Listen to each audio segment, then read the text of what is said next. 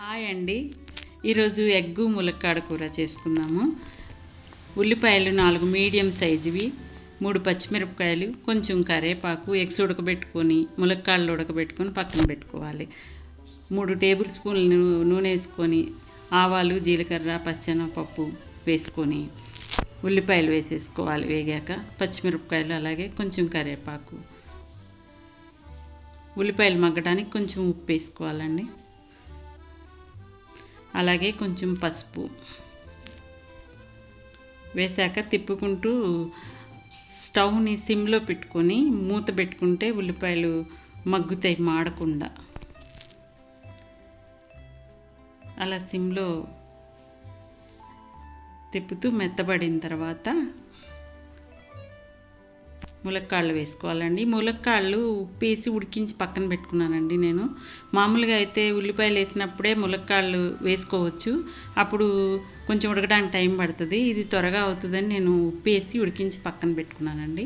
ఇప్పుడు ఇందులో వేసేయాలి. ములక్కాడలు వేసేసి తిప్పుకుంటూ సిమ్లో పెట్టుకొని మూత పెడితే వాటికి కూడా ఉప్పు అది పడుతుంది, ఉల్లిపాయలు ఉన్నది కూడా.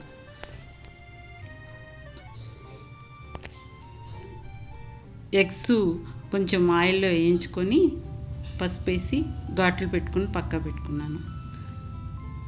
ఇది కూడా వేసి వీటికి కూడా ఉప్పు కారం పట్టేలాగా కొంచెం మెల్లగా తిప్పాలండి. ఎగ్స్ వేసుకున్నాక మూత పెట్టి సిమ్లో పెట్టి ఆ ఆవిరికి కొంచెం మెత్తగా అవుతుంది. ఇది రైస్లోకి చాలా బాగుంటుందండి. కారం 1 స్పూను మీరు తినేదాన్ని బట్టి వేసుకోవాలి. ఉప్పు ఇందాక ఉల్లిపాయల్లో వేసాం కదా, సరిపోతుందండి మాకైతే. జాగ్రత్తగా కలిపేసుకొని 1 నిమిషం మూత పెట్టుకోవాలి.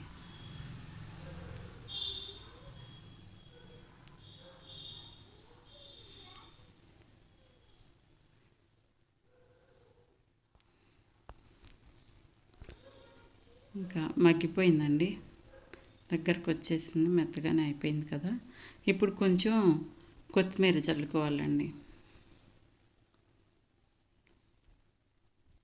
ఎగ్ అయిపోయిందండి. ఇంకా ఇది రైస్లోకి చాలా బాగుంటుంది. ఎగ్ కూర రెడీ.